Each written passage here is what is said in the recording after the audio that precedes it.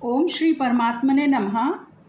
शिव महापुराण रुद्र संहिता अध्याय 6। शिव के वामांग से परम पुरुष विष्णु का आविर्भाव तथा उनके सकाश से प्राकृत तत्वों की क्रमशः उत्पत्ति का वर्णन। देवर्षे, एक समय उस आनंद वन में रमण करते हुए शिवा और शिव के मन में यह इच्छा हुई कि किसी दूसरे पुरुष की भी सृष्टि करनी चाहिए।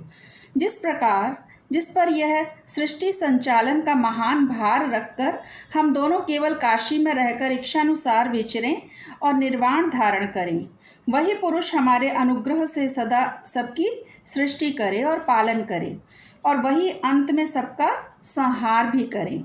तो यह चित्त एक समुद्र के समान है। इसमें चिंता की उत्ताल तरंगें उठ उठकर इसे चंचल बनाए रहती हैं। इसमें सत्वगुण रूपी रत्न, तमोगुण रूपी ग्राह और रजोगुण रूपी मूंगे भरे हुए हैं।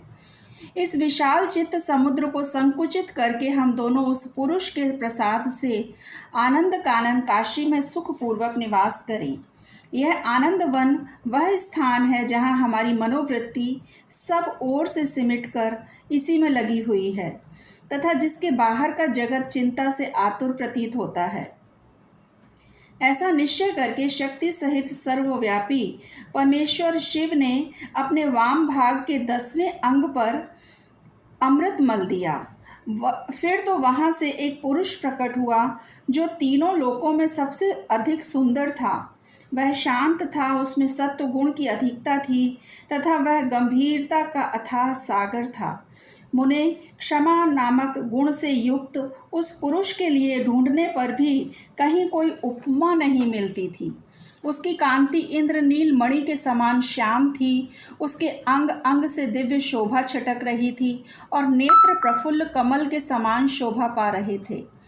श्री अंगों पर स्वर्ण की सी कांति वाले 2 सुंदर रेशमी पीतांबर शोभा दे रहे थे। किसी से भी पराजित न होने वाला वह वीर पुरुष अपने प्रचंड भुज दंडों से सुशोभित हो रहा था। तदंतर उस पुरुष ने परमेश्वर शिव को प्रणाम करके कहा कि स्वामिन, मेरे नाम निश्चित कीजिए और काम बतलाइए। उस पुरुष की यह बात सुनकर महेश्वर भगवान शंकर हंसते हुए मेघ के समान गंभीर वाणी में उससे बोले।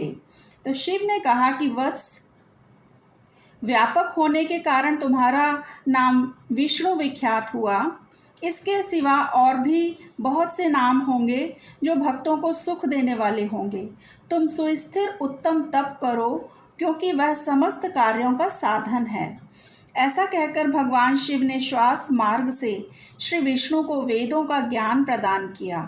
तदंतर अपनी महिमा से कभी चित्त न होने वाले श्री हरि भगवान शिव को प्रणाम करके बड़ी भारी तपस्या करने लगे और शक्ति सहित परमेश्वर शिव भी पार्षद गणों के साथ वहाँ से अदृश्य हो गए।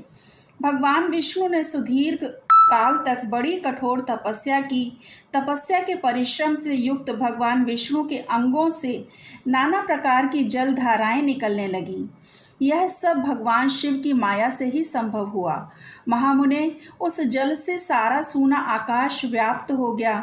वह बाह्य रूप जल अपने स्पर्श मात्र से सब पापों का नाश करने वाला सिद्ध हुआ। उस समय थके हुए परम पुरुष विष्णु ने स्वयं उस जल में शयन किया। वे दीर्घ काल तक बड़ी प्रसन्नता के साथ उसमें रहे। नार अर्थात जल में शयन करने के कारण ही उनका नाम नारायण, यह श्रुति सम्मत नाम प्रसिद्ध हुआ। उस समय उन परम पुरुष नारायण के सिवा दूसरी कोई प्राकृत वस्तु नहीं थी। उसके बाद ही उन महात्मा नारायण देव से यथा समय सभी तत्व प्रकट हुए। महामते विद्वान, मैं उन तत्वों की उत्पत्ति का प्रकार बता रहा हूँ, सुनो। प्रकृति से महातत्व प्रकट हुआ और महातत्व से तीनों गुण। इन गुणों के भेद से ही त्रिविध अहंकार की उत्पत्ति हुई। अहंकार से 5 तन्मात्राएं हुई और उन तन्मात्राओं से 5 भूत प्रकट हुए। उसी समय ज्ञानेंद्रियों और कर्मेंद्रियों का भी प्रादुर्भाव हुआ। मुनि श्रेष्ठ, इस प्रकार मैंने तुम्हें तत्वों की संख्या बताई है। इनमें से पुरुष को छोड़कर शेष सारे तत्व प्रकृति से प्रकट हुए हैं, इसलिए सब के सब जड़ हैं। तत्वों की संख्या 24 है। उस समय एकाकार हुए 24 तत्वों को ग्रहण करके वे परम पुरुष नारायण भगवान शिव की इच्छा से ब्रह्म रूप जल में सो गए। ओम नमः शिवाय। श्री शिव जी सदा सहाय।